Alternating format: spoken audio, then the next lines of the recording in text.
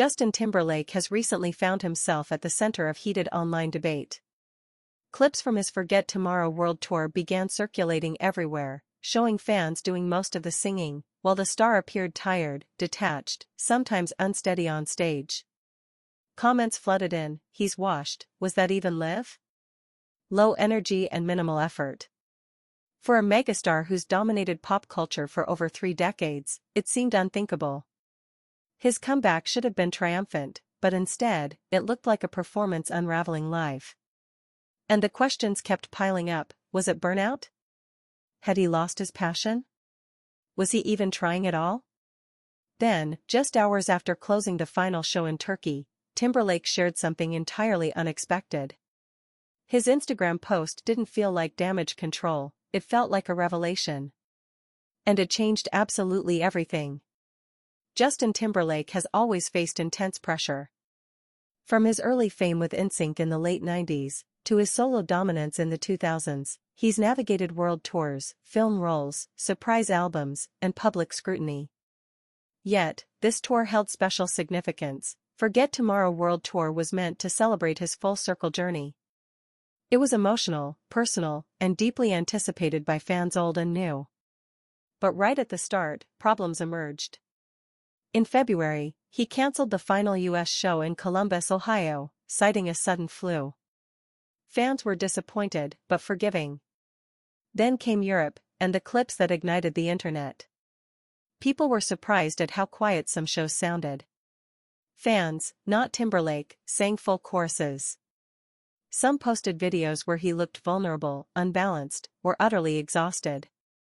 Skeptics called it drama. Some accused him of coasting on reputation. Others saw it as the beginning of the end. Worth noting, tweet after tweet discussed how someone so famous could seem so absent, a performer fading in real time. Then came the message. As many of you know, I'm a pretty private person. But as I'm reflecting on the tour, I want to tell you a little bit about what's going on with me, Timberlake wrote. Suddenly, we weren't hearing excuses, we were hearing honesty. He then revealed that he had been diagnosed with Lyme disease, quietly enduring nerve pain, crippling fatigue, and unpredictable illness, all while performing night after night. No dramatis personae, just vulnerability. He described shock at the diagnosis, but also relief.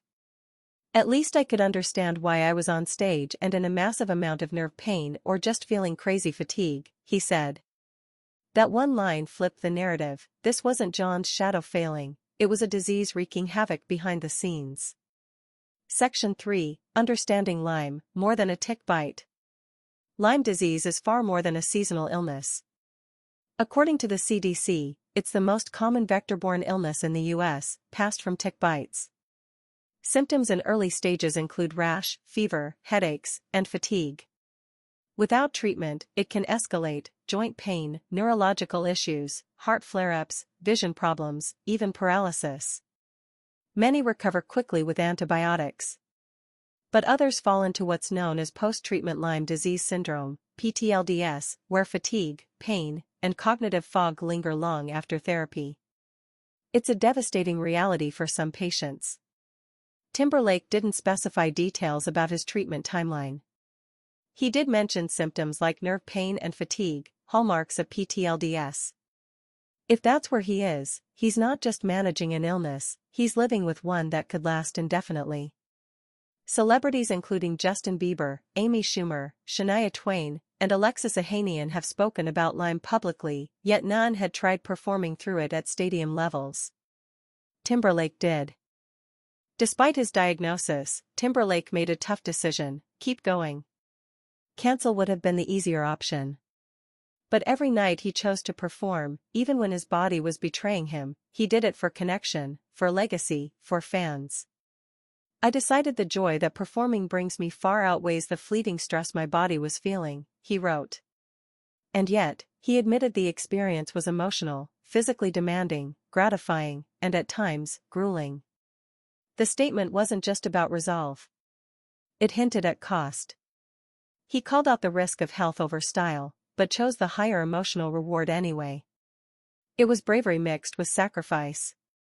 Timberlake explained his silence as a product of upbringing, raised to keep personal battle lines private. He worried about being seen as weak or whining. But with increasing criticism and misinterpretation, staying silent became its own burden.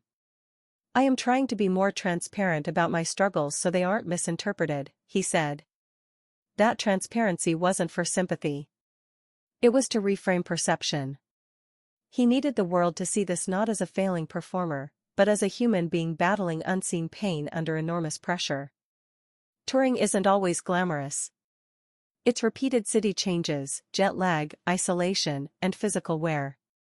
Then comes illness, like the flu, which Timberlake said he battled too, compounding everything. On top of that, Lyme added emotional weight. The mental fog. The pain. The inability to always show up as your best self no matter how many people expect it. Despite it all, he expressed deep gratitude, particularly to his wife, Jessica Biel, and their sons, Silas and Finn. Nothing is more powerful than your unconditional love, he wrote. You are my heart and my home. That's the anchor in his storm, and maybe the reason he pushed on at all. Perhaps the most striking ripple came from one simple line, I honestly don't know what my future is on stage. That admission sent fans reeling. Was this a pause?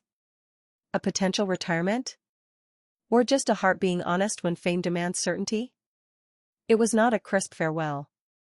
But it wasn't a promise of return either. It was uncertainty laid bare. In context, a performer known for control and polish suddenly admitted he couldn't control what came next. Fans who once expected assurances were met instead with ambiguity, and it hit differently.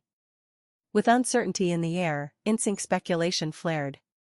Social media questioned, will Justine heal by sharing stage time with others? Could the group's reunion lessen his burden? Or would it demand more than he's ready to give? On one hand, fans believe a reunion might be a more manageable format, fewer expectations on Justine alone. On the other, coordinating 5 careers, choreography, and touring itself demands stamina, the very thing he's missing. Either way, one thing's clear, Timberlake's statement shifted the conversation. It's no longer about what he owes to music. It's about what music owes to him. Justin Timberlake didn't owe us an explanation. Fame granted him the power to keep details close to the vest. But he chose transparency. Not for pity. Not for headlines. But because silence was no longer an option.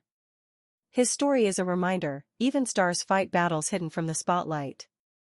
His diagnosis reframes viral clips, cancelled shows, and perception as symptoms, not signs of decline. Now, the real question isn't whether Timberlake can return to performing. It's whether the world has noticed what he needed all along, understanding. Will he bounce back? Will NSYNC reunite? Will this break him or define him in a new way? That's for time to tell. But in revealing the truth, Justin Timberlake just turned his most personal chapter into one of the most powerful yet. If you've ever battled something invisible, illness, mental health, or anything you choose not to show the world, this message matters. Drop a comment below with your story, your thoughts on Justin's post, or just send some love. Let him know he wasn't invisible, and neither are you.